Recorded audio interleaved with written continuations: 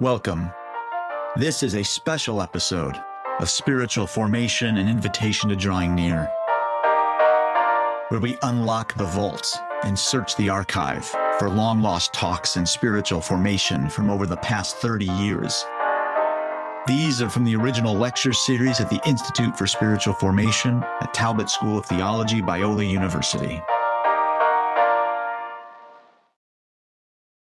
Well, hello, everyone. This is our first episode of these kind of From the Vault special episodes of the podcast. These episodes come from a lecture series that we used to hold at the Institute for Spiritual Formation, kind of back in the day. You know, the Institute for Spiritual Formation has been around for 20 years now, and used to host these lecture series where we brought out some of the key thinkers, the people who were writing in the area. You know, and there's a pretty broad group, right? It wasn't necessarily people all agreed with us, but of course, one of the friends of the program who was very integral from the beginning of the program of kind of helping encourage the folks who started it, John Coe among others, to kind of help get it off the ground, was Dallas Willard. And this particular lecture comes from 2008, and it is entitled Beyond Pornography. Now, Willard uses pornography here as a kind of test case for thinking about the nature of spiritual formation and what it means to be formed into the likeness of Jesus in every aspect of our lives. Now, as most of you know, Dallas Willard was a professor of philosophy at USC, although he's probably better known these days for his books and teachings on spiritual formation. Again, he's a close friend of the Institute for Spiritual Formation. I had the opportunity to spend some time with Dallas, not nearly as much as I would have liked, but I sat with Dallas for a lengthy interview that my friend Jamin Goggin and I included in our book, The Way of the Dragon or The Way of the Lamb. And so the hope for this series on this podcast is to, again, stimulate kind of thinking on spiritual formation, and I will reflect on them. So I will actually follow this with a reflection and just consider kind of what is he doing here and why, and how does he help us think well about these things and from a kind of spiritual formation perspective about this. And ultimately, I hope that this really spurs our thinking. This is obviously a very fundamental issue. And as a test case for spiritual formation, I think it's a very important one as we consider the nature of our bodies, of our minds, of our wills. Like all of those things come into play quite clearly and quite readily when we think about a topic like pornography. I should also note, I will include a handout on my Substack on the landing page for this podcast that I will reproduce from the original lecture series that Dallas handed out there. I hope this is meaningful for you, and thank you for joining us for the special From the Vault episode of the podcast. Thank you, John. Thank you.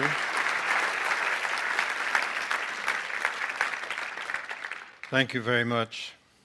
Thank you, John, for those prayers and good words. Thank you for coming. It's always a joy to be back down here and to meet so many people again and to see how you are prospering in the Lord and what you're accomplishing. And I'm especially happy to be a part of the Institute from time to time and happy to refer many people to you as someone who can help if a church or an individual decides that they actually want to live the kind of life that you might expect from a candid reading of the New Testament. Many people have not decided to do that. They're Christians, and sometimes they haven't decided to do it because no one told them they could.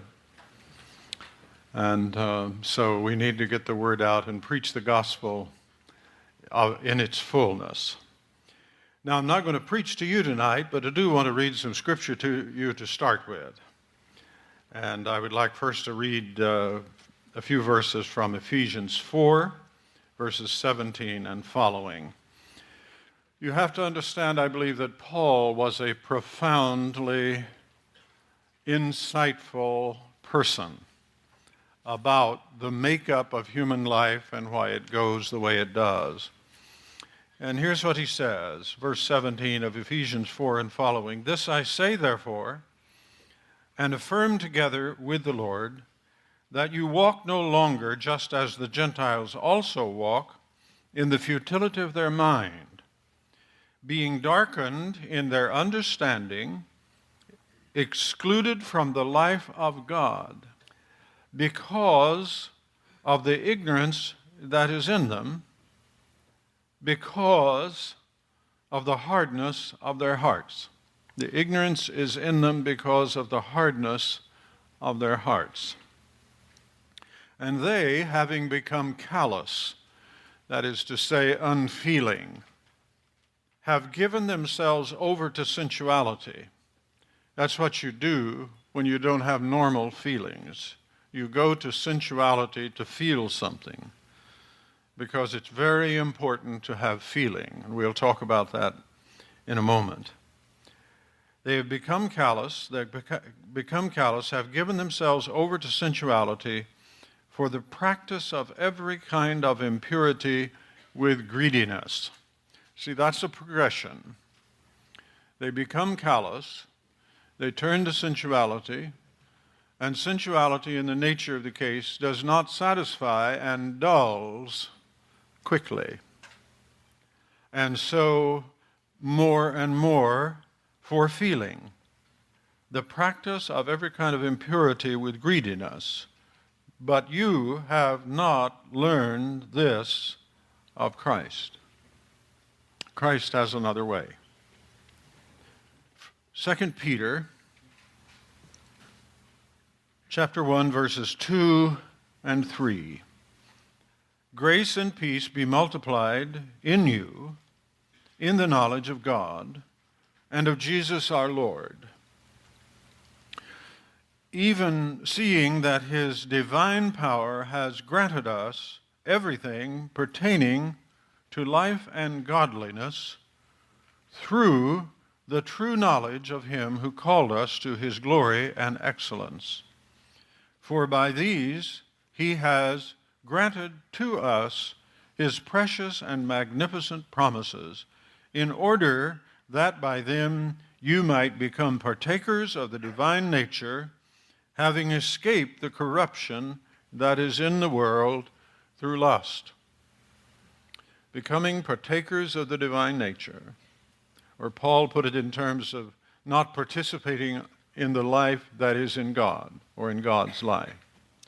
So you have an alternative. The alternative is to live for your desires, or to live in the goodness of God. Now we know that the choice has been made for the human race to live for its own desires. That's why it's important for us to understand that what comes to us by the grace of Jesus Christ is that we escape from the corruption that is in the world through lust. Corruption is a matter of things breaking up and not working. The most obvious case of corruption that you know of today is the collapse of the financial system. Why did it collapse? Lust. People did what they desired and not what was good. People dressed in $2,000 suits with high-priced degrees, impressive credentials, led the whole nation down a path towards financial disaster. That's corruption. When we speak of corruption, like in corruption of the government or corruption of character, we're talking about the breaking up of something that should work right and would work right if it were subjected to what is good. But if it is subjected to simply what is desired, it will break up. It will become non-functional. And that is true of life in general, and that's what Peter is talking about when he mentions the corruption that is in the world through lust. Now, he's not talking about wanting a drink of water when he talks about lust. He's talking about an intensive kind of desire that controls your life. Very few people's lives are controlled by thirst for water. Other kinds of thirst can obsess you and take over your sense of what is good and what is right. And it's that conflict between what is good and what is right and human desire that leads to the breakup of human life. Well, keep that in mind now. I want to talk about pornography tonight and involvement with pornography because it presents us with a peculiarly vivid case of spiritual formation. We need to say what I believe is often said here in instruction, that everyone gets a spiritual formation. The most degraded person in the world has had a spiritual formation, and that is why they are like what they are like. Hitler had a spiritual formation. A person who is engaged or involved with pornography is so because of their spiritual formation.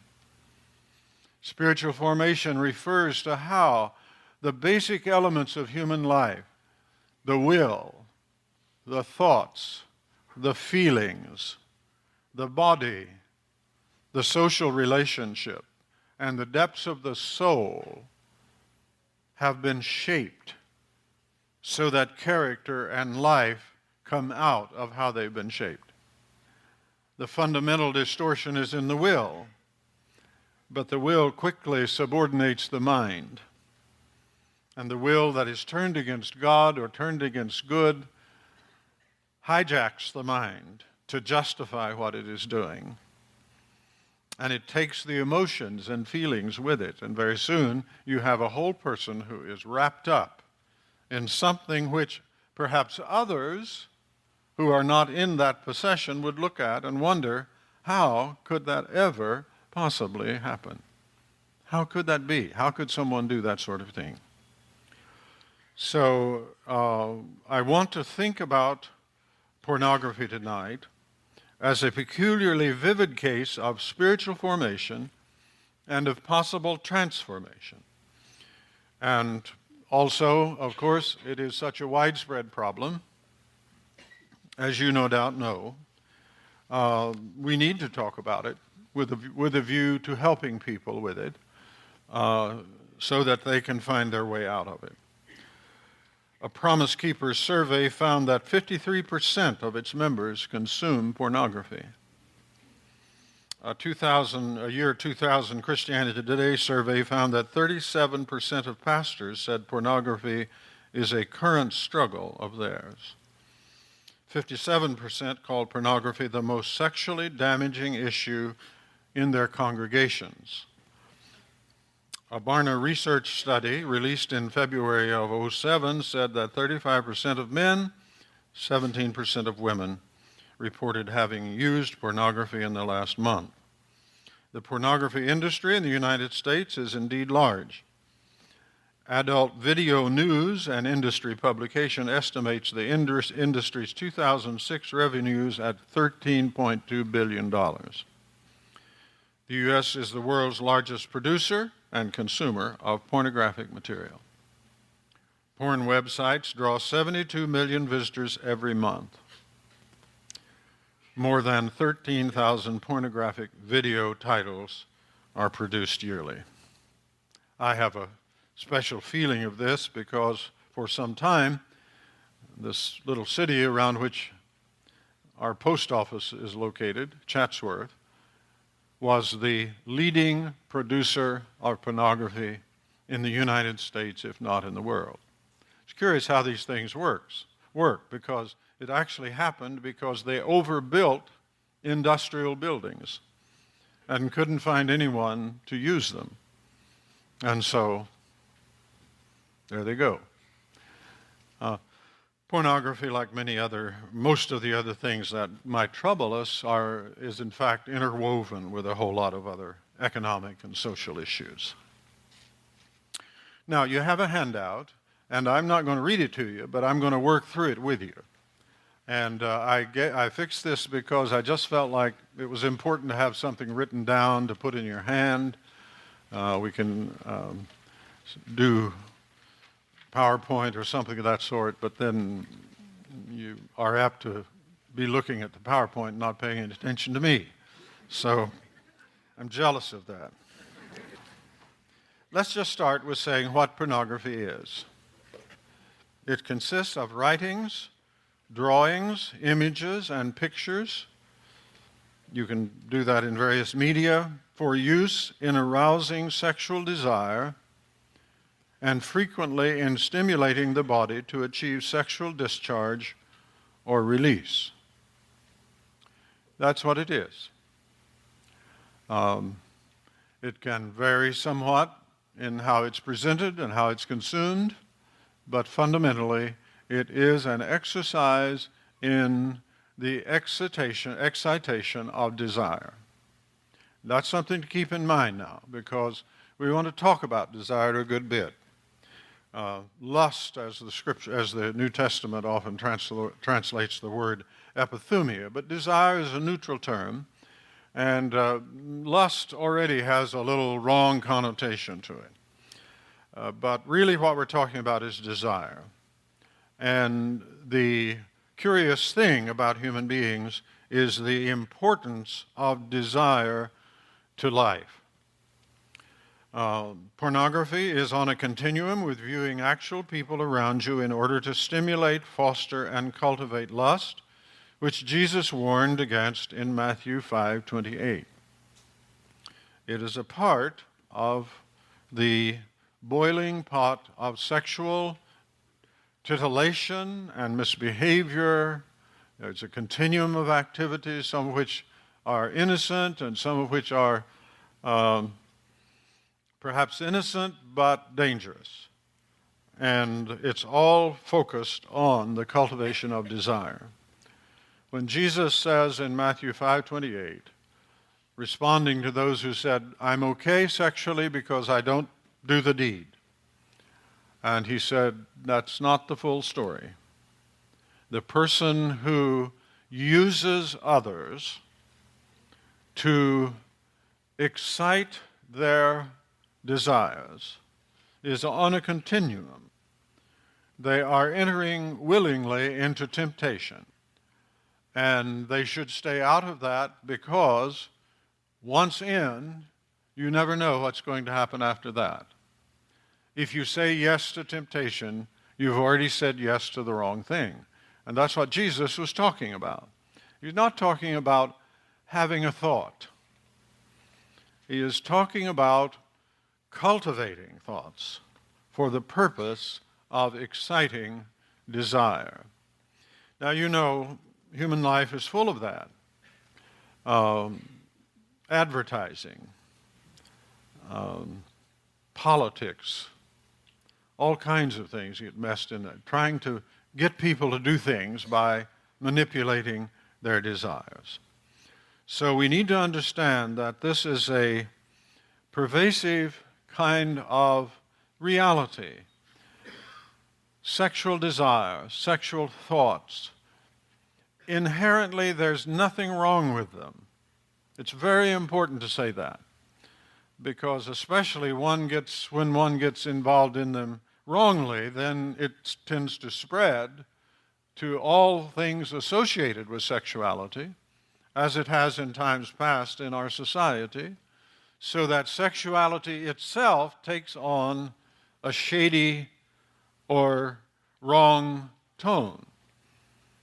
And the way this works is that actually makes it more powerful, because what is forbidden has in itself a way of calling for action and desire. And if you've ever had children, you know that. And Paul talks about how the very fact that the law forbids certain things excites the will and pulls people into it. So it's important to understand that sexuality, thoughts of sex, sexual desire itself is a good thing, not a bad thing. And that's true of desire in general. The third paragraph there on your handout, the use of pornography is rooted in the fundamental role of desire in human life. Desire on the biblical understanding is not in itself bad, but it is dangerous because it has a tendency to take over one's life. What happens with desire is we lose sight of what is good. That's how desire takes over. And if we relent to desire as the guide to our life, then we lose touch with what is good. Desire has the power to make us do that. That's partly because it makes us focus on something. It gives us a very intense obsession with something. Desire obsesses. Isn't it interesting? You rarely ever find anyone who is obsessed with what is good. We should be, but we're not. But you find people all over the place who are obsessed with something that is not good because they have come to desire it. Now, it may be something that is silly. You see a lot of that in sports. But they're obsessed with it. And obsession closes the horizon of the mind. And you just have that one thing that is there. And the question, is it good, is not allowed to arise.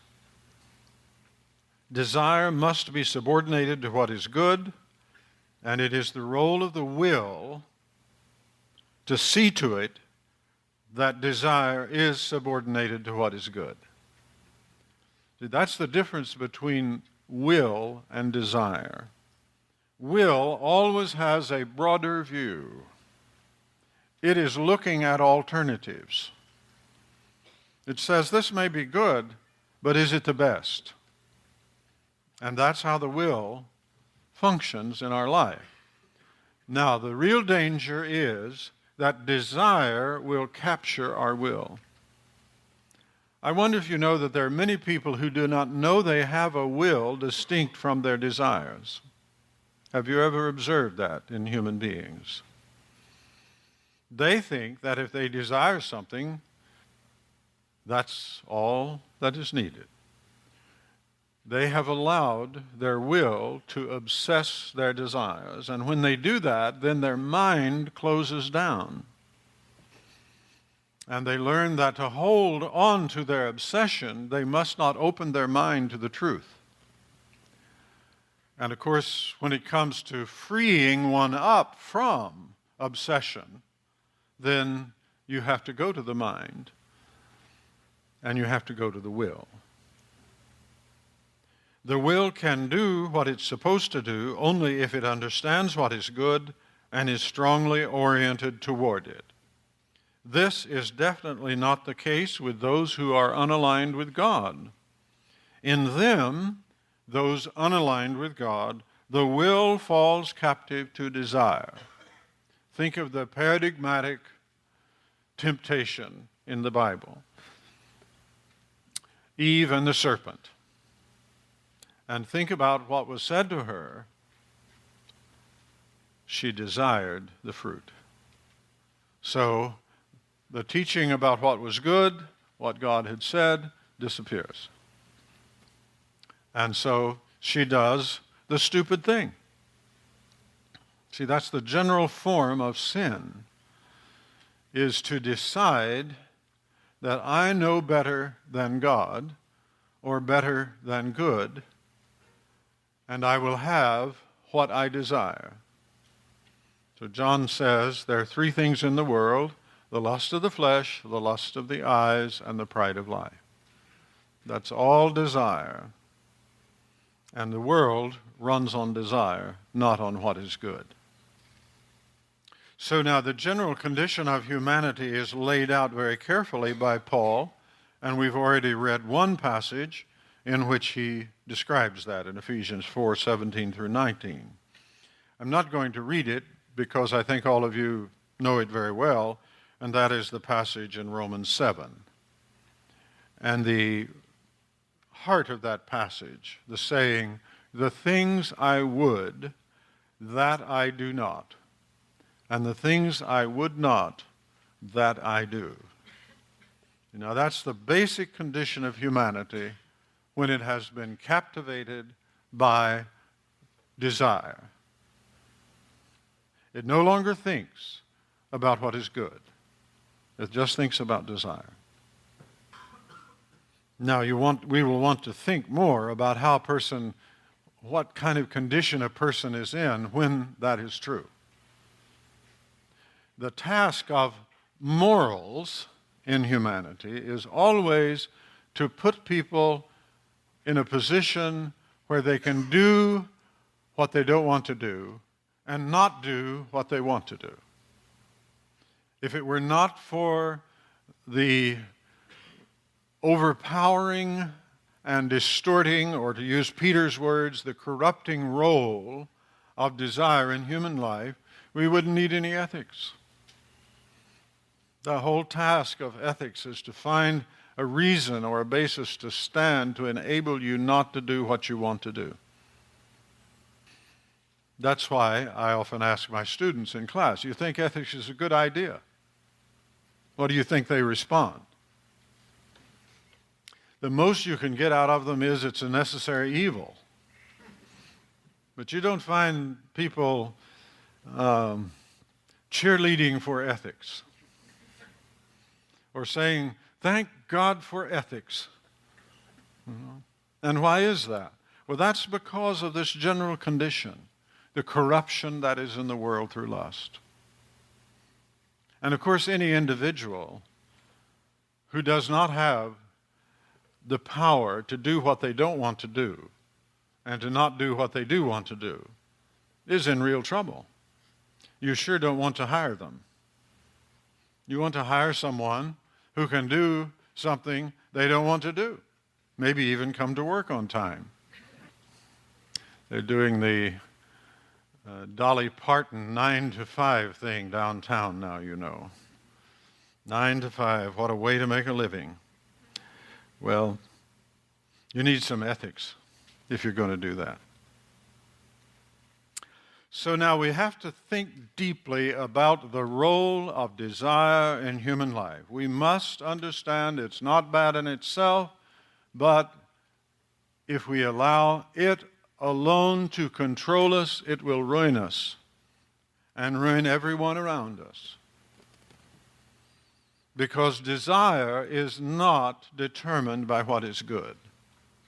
And that leads us to one of our deepest cultural quandaries now that reaches into the very heart of our churches.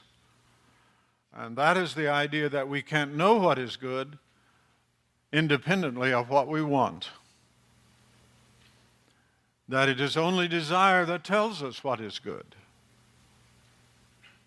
And then love, which should be directed to what is good, is distorted to what you want. See, one of the best illustrations on that point is you may say you love chocolate cake, but you don't. You want to eat it. And believe me, that's very different from love. See, if you were a chocolate cake and you heard someone standing by saying, I love chocolate cake, you would know what to expect. A knife. Right? So perhaps you can take that as a way of hanging on to this distinction between what is loved and what is desired. And love and desire are not the same thing. Love is always directed to what is good. You love something if you are set to advance what is good for it. If you love chocolate cake, you'd just be taking care of it.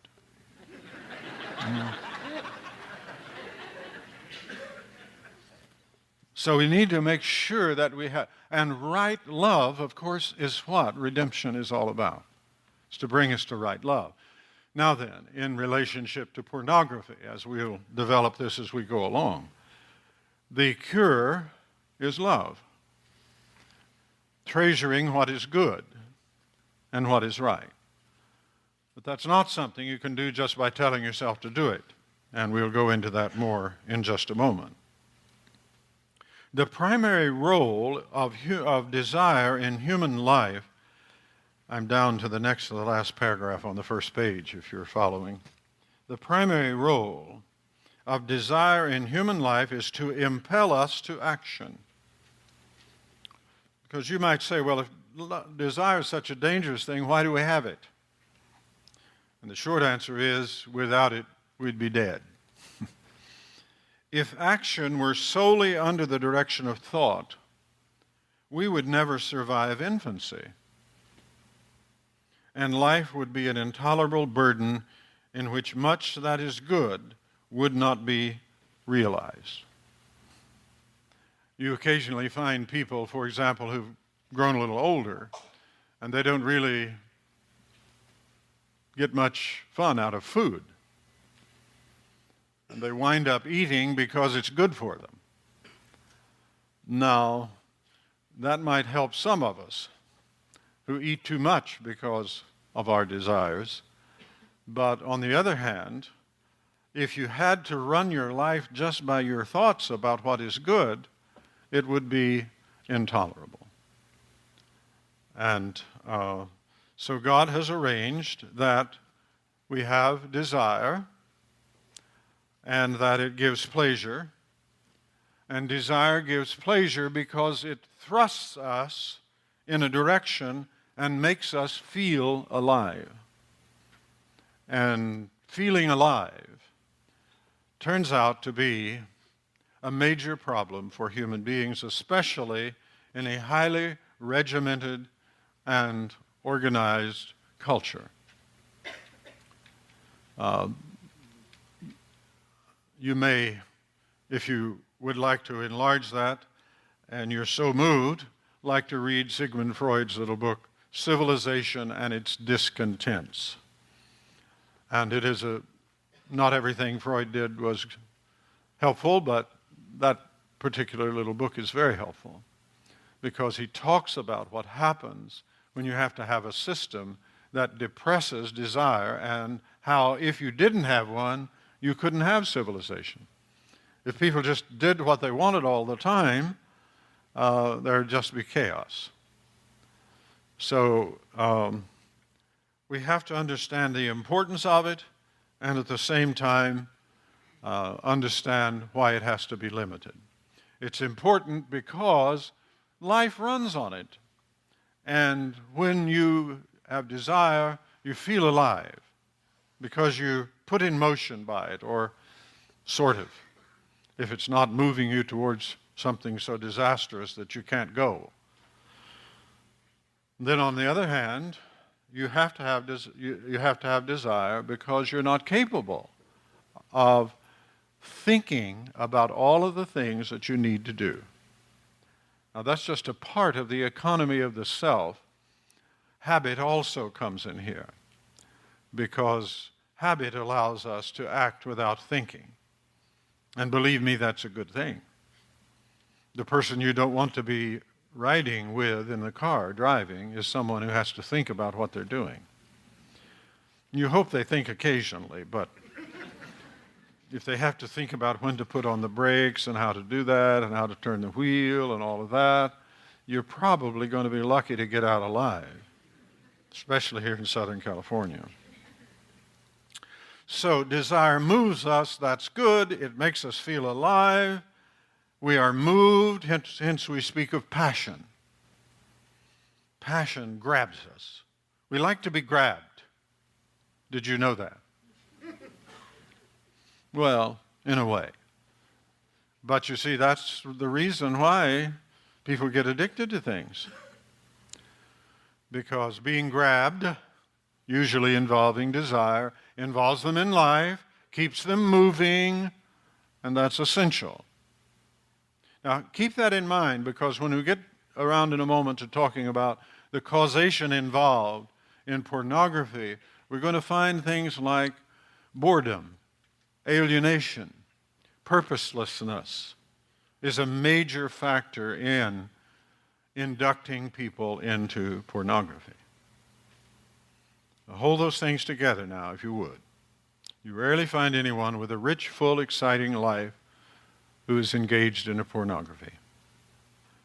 There's a connection. It's very important in understanding why there is such a thing as pornography and what we can do about it.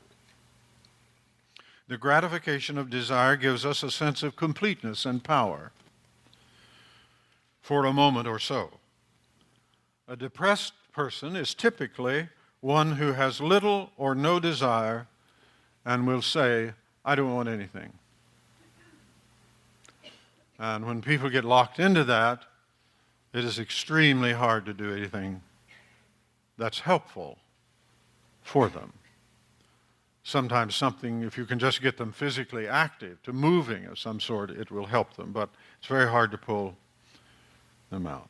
So, that's why desire is so important, and those are some of the problems that it creates. The primary problem is the contrast between what is desired and what is good.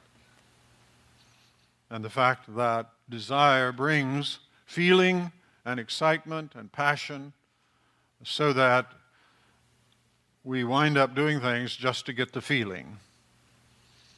And that's where serious trouble begins. Okay, so because of all of that, we do many things to excite desire. Flirting. There are various kinds of it. Flirting and titillation are major parts of life in fallen humanity. And this is kind of like a danger zone filled with mines where people tell them, oh, this is innocent. And in a sense it may be,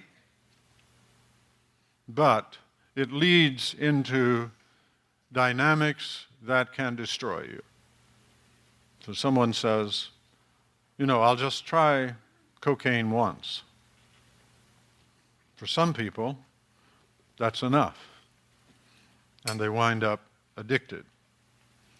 That's the trouble with flirtation and titillation. It's exciting, it plays with desire, and you always want to remember this because it's all around us, but when you step into it, you have no idea what's going to happen. That's part of what makes it exciting and interesting, is the adventure. And you find a lot of trouble in faithfulness in marriage comes from just this very sort of thing. Temptation to sin is exciting because it plays with desire. Sports, by the way, provide interesting cases also where one actually chooses to desire things of no significance whatsoever. Crossing a line with a funny-shaped ball in your hand. Right? And yet you see people, oh! Well, now why do they do that? They're alive, right? They're alive, and you spike it with a little alcohol and a gang, and you wind up doing the things that soccer spectators in Britain do. But it's a good illustration, you see, because here's something where, what's the point of sports? Right? Now, actually, there are good points to sports, but thinking about it, what's the point of this kind of excitement about sports? I have some people around SC today that are depressed because they think there aren't going to be any interesting football games this fall. Well, what's the deal? Well, it's the excitement of desire. They want to get in there and desire. We choose these kinds of things. Drugs, food, work, and violence also bring feelings that give a sense of being alive. Please hold on to that. I'm trying to lay a foundation here for understanding pornography and understanding how you can come at it. And you cannot do it unless you understand how desire works. So be patient with me. If you have questions or comments, make a note and we'll be there shortly. Pornography is only one. I'm at the top of the second page, would you believe? Pornography is only one of many ways in which the will can be enslaved. It's only one. There are many others that we could talk about here. We often talk about sex and violence. If you look at what turns up on television or movies and ask yourself, why would anyone want to look at that? Right? Most of it is simply sex and violence.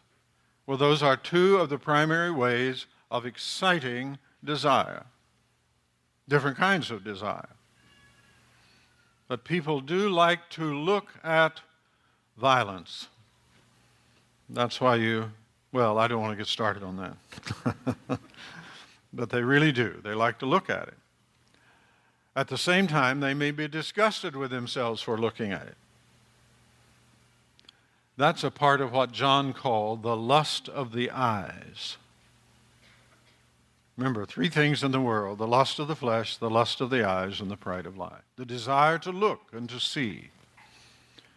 And violence draws that desire to look and to see. So pornography is only one of many ways in which the will can be enslaved. It can be enslaved to getting what it wants. Some people are enslaved to having their way. Their will is addicted to their will. And all you have to do is to oppose their will. And then anger comes out.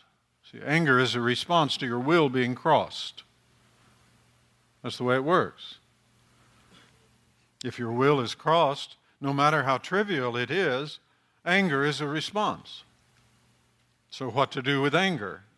Well, think about how the will works, and I'll bet you can come up with some things that Jesus also had to say.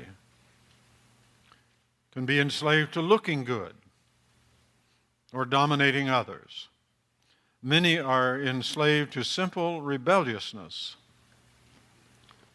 You see that in young people, and then you see some people who are no longer young who are still enslaved to it. They have a problem with any kind of authority or anyone telling them what to do.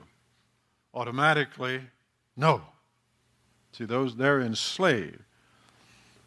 Some of the Christian disciplines deal with that. For example, the discipline of submission is designed partly to help people break the enslavement to rebellion. So that's why John says what he does about the three things that are in the world, because he's looked at the world and he lists these things and he sees them. Okay, now let's get more specifically focused on pornography. You may know of my VIM formula, V-I-M. This is in the first full paragraph on page 2. That is, spiritual transformation into Christ-likeness results from getting the right vision of reality and goodness, the right intention and decision to actually become like Christ, and adequate means to carry out the intention. V-I-M, Vim, as in vim and vigor. But it's an acronym that stands for vision, intention, and means. That's in chapter 5 of the Renovation of the Heart, where I discuss that at some length. However, this is not just a formula for transformation. It works quite generally. I mean, if you want to lose weight or develop your muscles or save money or learn to speak French or whatever, it all works on the same principle. Personal change, that's the way it works. And you watch someone who is oriented towards something, has a vision of its goodness, decided to do it, gets the means, you'll see them successful. It always works. But now, on the other hand, we need to realize that everyone has had a spiritual formation, and everyone has a vim that is active in where they are. That's true of pornography, or gluttony, or you name it. Every condition of this sort, good or evil, incorporates a vim a vim that is in action. And it is the key to understanding whatever condition one is in.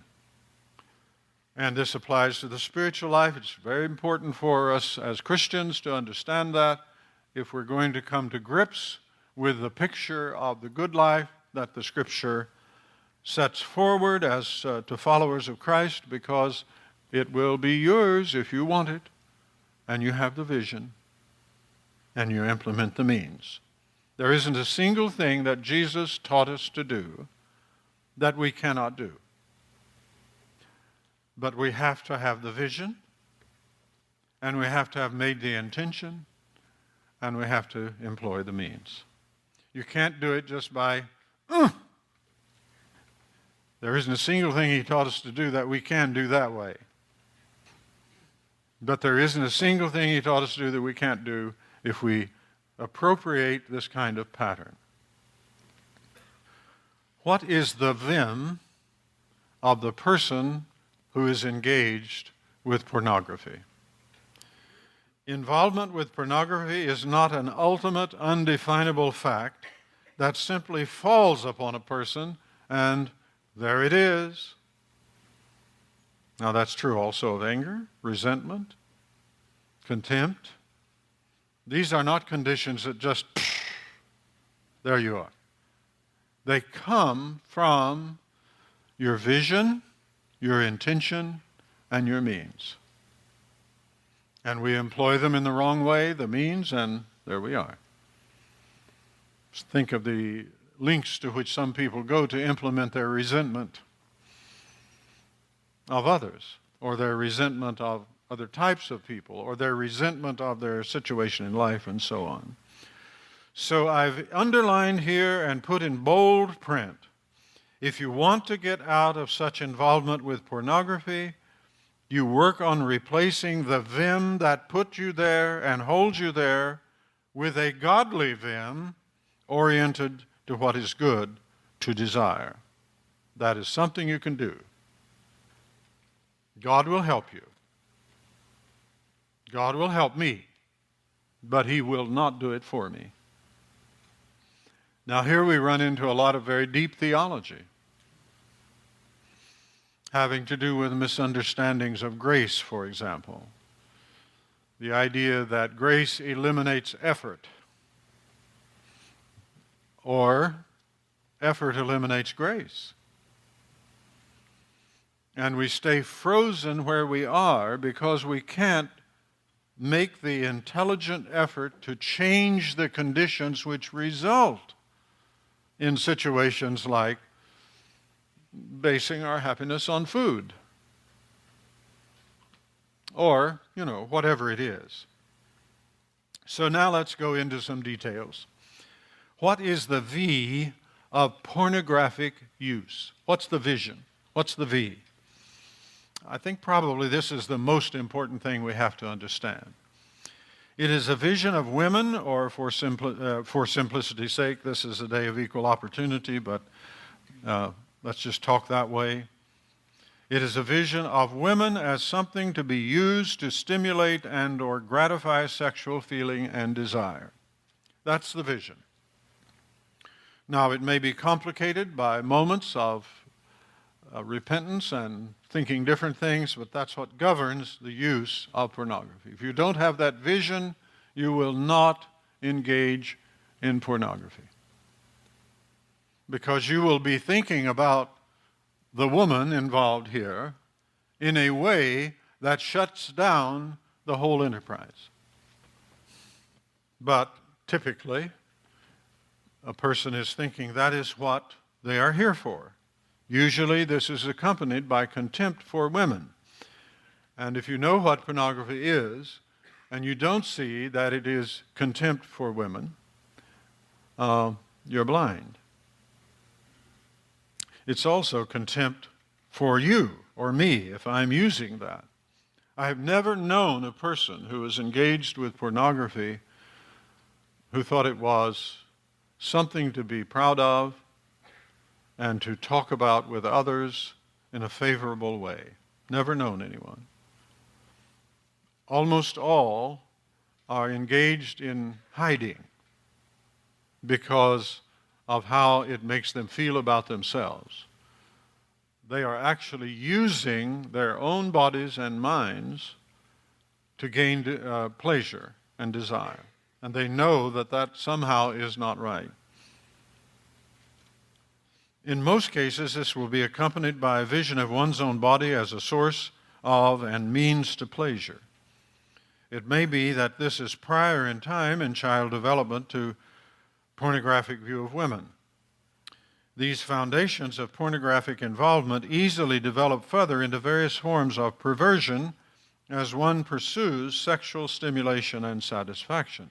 And that's what the passage I read to you from Paul in Ephesians 4 is about. Because it's, in general, a rule of desire that if you satisfy desire, you don't stay satisfied. And if your goal is simply satisfaction of desire, the satisfaction of desire will dull your gratification. And so you have to up the ante and go for something more stimulating. And, of course, that is why, in the end, this sort of thing is so terribly destructive. The prurient vision must be replaced by a vision of women and of oneself as creatures of God for His blessing, walking the hard path of life where people suffer afflictions and death, so that actually we look upon others with compassion and with love as creatures of God. That's what has to come back into place. And actually, that alone, in many cases, simply puts pornography away, and you no longer have to deal with it. To see everything in the light of God. Now, this is another illustration of what I was talking about how desire narrows your vision. Will opens your vision, because will is looking for alternatives. And in general, the way you can deal with any temptation is to broaden your view. Any temptation. You broaden your view. You put things in a larger context. And of course, the context is God. Now, the pornographic eye or intention is the intent and decision to use sexual sensuality as a major source of gratification. That is an intention. That is a decision. Often this is supported by the view of oneself as deprived or hopelessly burdened. Studies have been made on this. A man named Lasser has made a study of people involved in pornography, and he found that people who have high demand but low structured jobs and who spend a great deal of time at their computers, initially for work-related reasons, but also for social connection and entertainment, are the ones most in jeopardy. He points out 3 elements that foster sexual addiction: loneliness, anger, and boredom. And generally speaking, I think when you think about the pornographic eye and you see how it is focused, you'll see that it is the view of oneself as deprived and hopelessly burdened, facing some sort of situation where they see no way out and no way to deal with it. An unhappy marriage, for example, for someone who thinks that they cannot get out of the marriage or deal with it in another way, they will say, well, this is my safety valve. This is how I deal with this situation. Thus, the wrong vision of God lies at the foundation of pornographic practice, because ultimately that picture of one in life is a picture of one who is alienated from God, or has a view of God according to which God doesn't really care and may just be the one who puts you in this situation where you are miserable. A lot of resentment of God is involved in these kinds of things. Needless to say, a right view of God and God's world would of itself break the grip of a life of sexual sensuality. I'll read that again. One reason why I wrote this stuff down is because I want you to be able to take this away and look at it. I mean, you may disagree with it, okay, but I want you to understand what I'm saying. So I read that again. A right view of God and God's world would of itself break the grip of a life of sexual sensuality. The work to be done here should be obvious, the transforming of the mind by the truth about God and His world, but one also had to come to grips with the fact that they do intend to decide and to use pornography. This, I think, is one of the things that people have most difficulty with if they are among those who feel like they're hopeless in the grip of this sort of thing. They are unable to deal honestly with the fact that they do choose to use it, that they intend to use it. Now, we're going to talk more in a moment about some of the things we can do to help us with that. But until you come to the point where you can say, I don't have to overeat. I decide to overeat. I intend to overeat. Or if that's too hard, at least I don't intend not to. And the role of intention in all of these cases of addiction-like phenomena is difficult to come to grips with, because it is nearly all of them involve intense degrees of shame. And to own up to the intention, why am I stuffing myself with all this food? I intend to. Like it was, I was walking by the refrigerator and it just jumped out. Right? Started going down my throat. No, I intend to deal honestly with intention in the role of pornography and other things of this sort.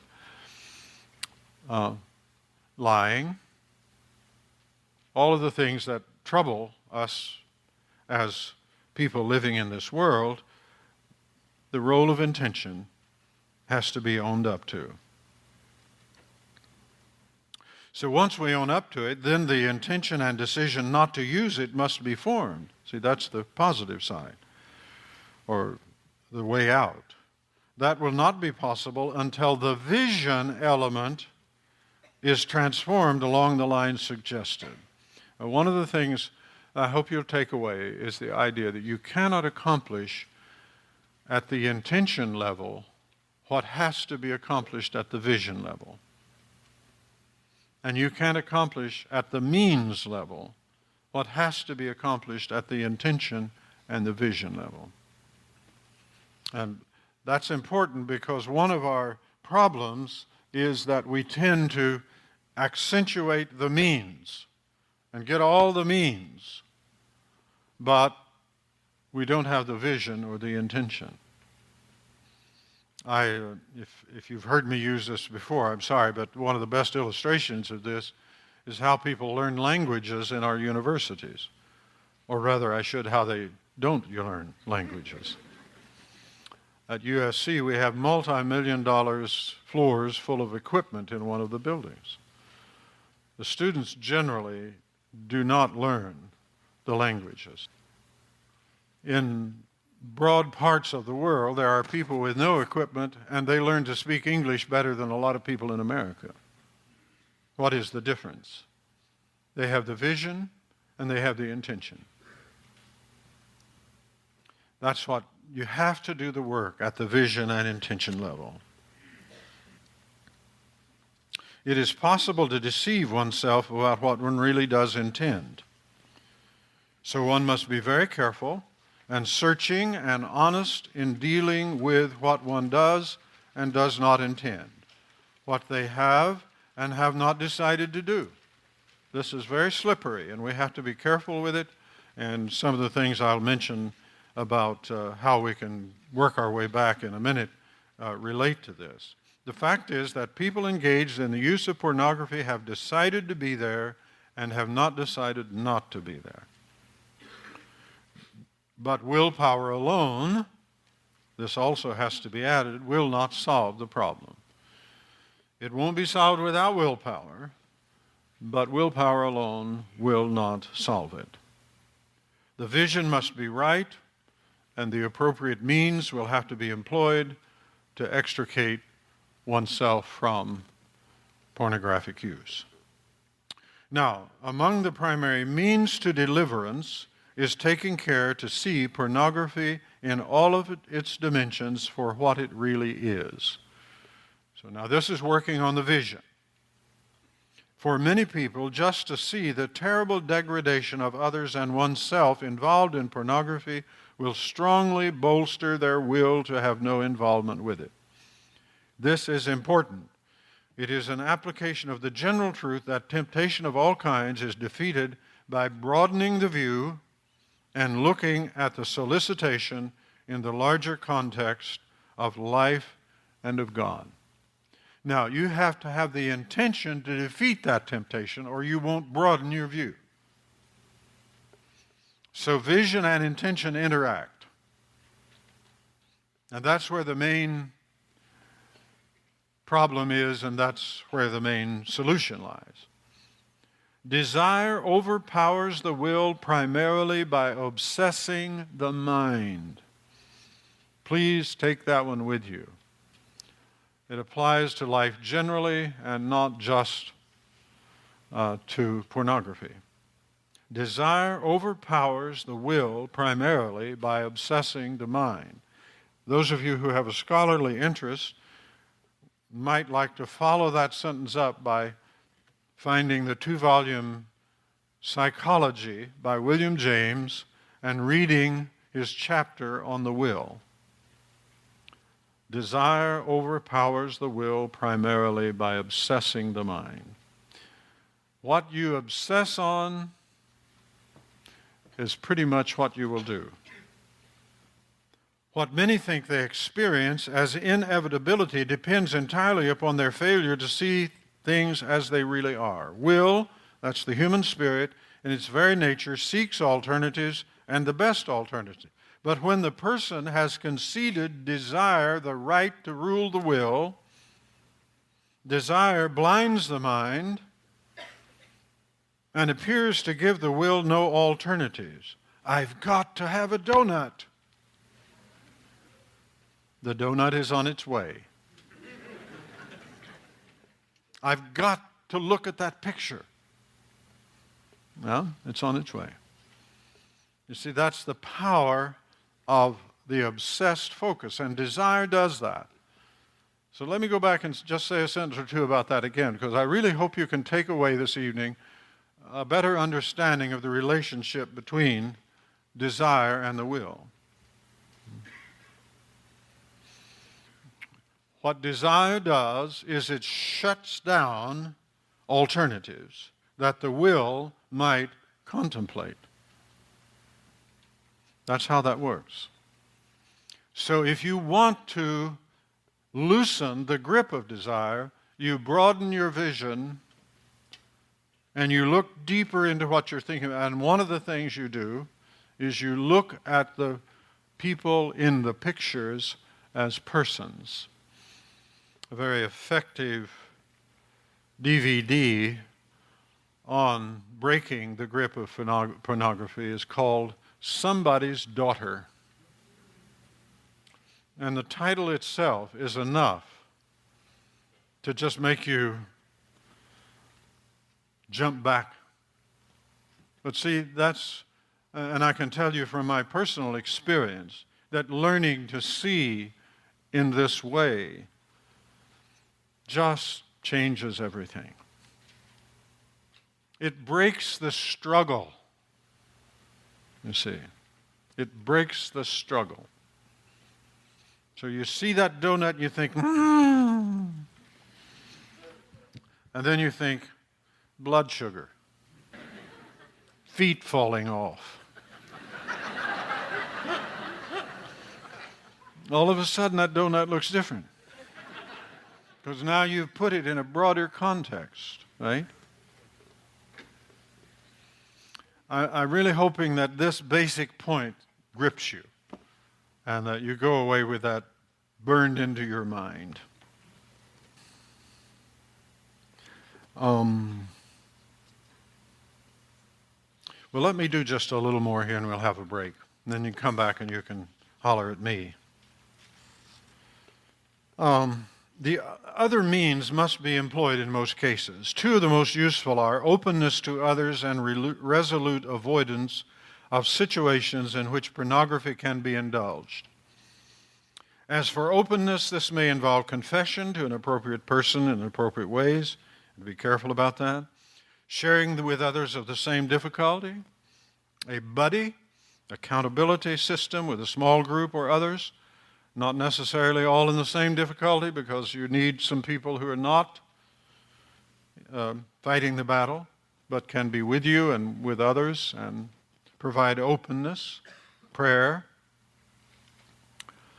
allows you to meet and discuss regularly, to call on others for prayer and support in the hard times, somewhat like AA, which is an ingenious system for helping people break alcohol addiction, and should be studied and would be a good idea for most churches to institute a similar system, not just for alcoholism, maybe for gossip.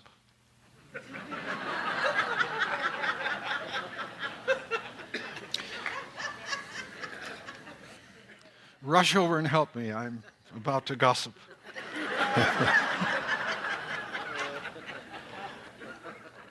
Another measure that can be taken here is to kneel down publicly and pray out loud for deliverance from your temptation. Perhaps you could do that in church. Think about what that would mean. St. Benedict threw himself into a briar patch upon the occasion of salacious thoughts, and it seems to have done wonders for him. Now, at this point you might say, are you serious? And my answer would be, are you? Actually, a briar patch has a lot to recommend it against some other things you get into by avoiding the briar patch. I've seen many people who would have been much better to have found the briar patch. I hope you'll think about these things. I'm afraid that they'll look to you outrageous, but they really aren't. The real question is, do you intend to change? Now, if you don't intend to change, well, okay. It's all off. If you don't have the vision that would serve as the basis for such a firm intention to change, you won't do it. So that's why you have to be sure that you look at these things together. With respect to resolute avoidance, make sure that pornography is not within your reach. Get rid of it, and when tempted to replace it, resort to the helps mentioned in the previous paragraph. Someone will say, I just can't do that. But anyone who says that has not yet decided to break the involvement or still has the poisonous vision, or probably both. You cannot do the work at the means level that must be done at the vision and intention level. And if you do not do the prior work, means will certainly fail you. They will not help you. Of course you can get rid of pornography, and you can avoid replacing it. It's not like fighting gravity. You are in a process of breaking habits that possess all dimensions of your being: will, thought, feeling, social context, and soul. It will impose some serious difficulties, but you can do it. And I'm sorry, I'm talking to you. Forgive me, that's just to save time. But I'm speaking generally. You can do it, and you will be aided if you are practicing a sensible schedule of spiritual disciplines: solitude, silence, study, fasting, worship, and so on. Now see, once again here, I'm broadening the focus because one can get obsessed with breaking pornographic habits. But that's like staying sober, right? I mean, you can be sober and still be a pretty miserable human being. And what we need is a broader picture of our lives. Spiritual disciplines that are not focused upon the avoidance of pornography, but upon the healthy fulfillment of your life under God in the dramatic goodness of God's world with others you love and serve. Pornographic involvement is a sure indicator of an impoverished life. And here you need to remember Paul's advice in Philippians 4:8. Whatsoever is true, whatsoever is lovely, and so on. Think on these things. The last page on your handout, Jesus promised that whoever drinks of the water I shall give him shall never thirst. Now, what in the world does that mean? The water I shall give him shall become a well of water springing up to eternal life. Well, I'll just try this on you. By thirst, I believe he refers to unsatisfied desire. I think thirst is emblematic of that. Kobe Bryant advertised a drink that said, obey your thirst. That was about the time that in Colorado, obey your thirst, give us a break. Its unsatisfied desire and its ravages upon people, such as the poor woman by the well to whom he spoke. She really knew about unsatisfied desire. And here she was coming out in the heat of the day to get water because she didn't want to have to deal with people around her who knew her. I don't mean to say it was her fault, because after all, the unsatisfied desires you may suffer from are the unsatisfied desires of others. But the promise of Jesus is that if you drink of the water that he shall give you, what is the water that he shall give you? It is the life of God. You participate in the life of God. That's how you escape the corruption that is in the world through lust. You become, as 2 Peter says, we participate in the nature of God. The life that comes through the new birth, once we get beyond the formalities that often plague people who have not really tasted of it, then we can understand this.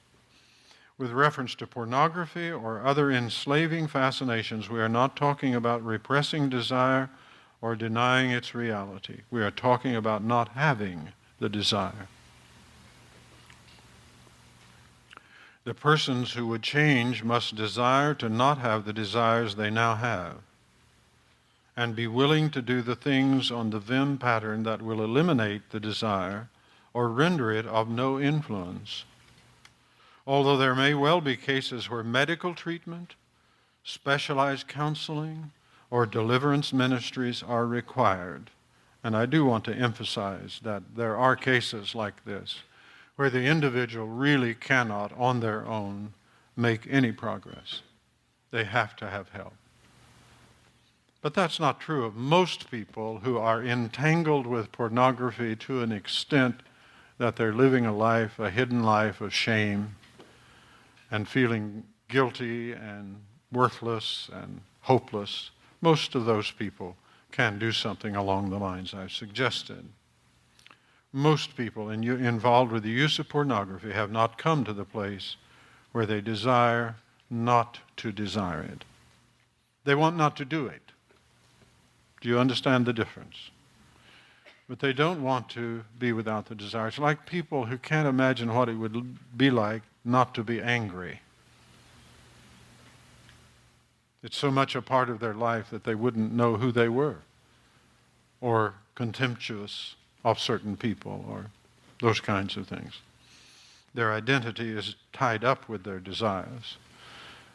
So a person involved with pornography or wrongly with food or whatever it may be may wish they didn't do what they do. But what I'm saying to you, and one of the things I hope my title, Beyond Pornography, gets at, is you have to go deeper. You have to be willing not to have the desires that you now have. Now, when you get there, you can actually do things that will remove them, and I've mentioned some. It's so important to understand the difference in the way your vision deals with yourself and with others. For whatever reason, they think it's too important to them and that they would be missing out if they did not have the desire for it. See, that's where looking to lust, as Jesus describes it, comes in. Why do people do it? Well, in part, it's just habit. And their body is cued in, so when something comes across their vision, they think, this is it. Now, actually, they can train themselves to where when something comes across their vision, they will realize this is an occasion to do something else. Sounds terribly precious.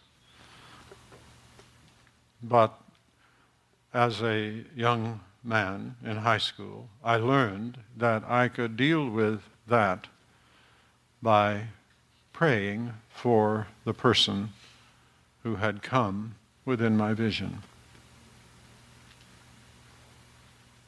So you have to learn to do something else, and the very cues that clicked you into the, whatever it is, in this case, looking to lust, are cues now to do something else.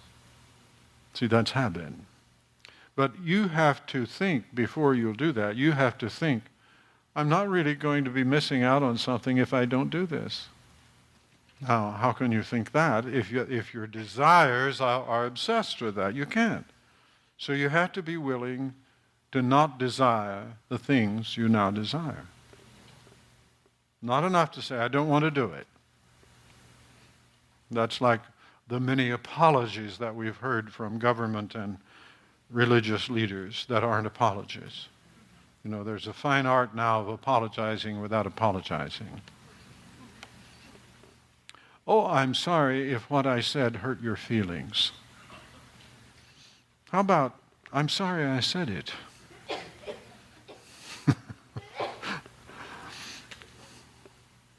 The fine art of evasion. Anyone who follows the path of vim, outlined above, will receive divine and other assistance to step out of involvements with pornography. What that means is that when something like the occasion to indulge in pornography presents itself to them, their first thought will be, why would anyone want to be involved with that? See, that's where you're moving. Why would anyone? Now, your vision will have to have changed. Your intentions will have to have changed. And you will have had to use some means before you come to that place. Right? And you will look at what had formerly fascinated you as what? No. That's where we want to be. That's why the progress of sanctification is a process in easy living.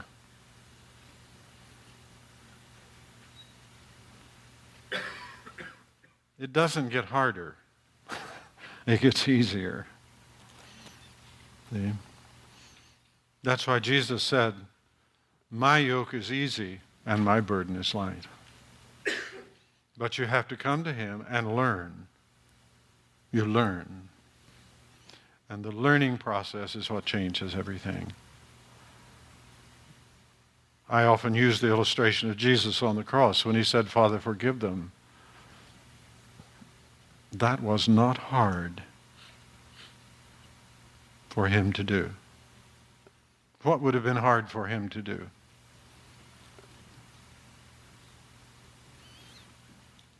It would have been hard for him to say, You blankety blank, blankety blankety blankety blankety, just wait till my father gets his hands on you. That would have been hard for him to do. Why?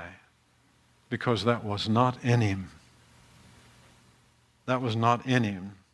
See, that's what we're talking about changing, is what is in us. That's what spiritual formation in Christ-likeness does. So it's not hard to bless rather than curse, because blessing is in us. The ordinary person, perhaps, when you punch them, cursing comes out, because that's what's in them.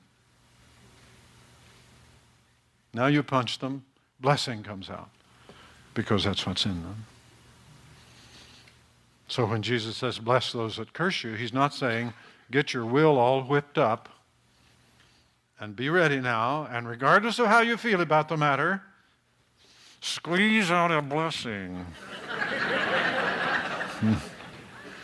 No, he's talking about becoming the kind of person for whom blessing is the natural response. That's changing the inside.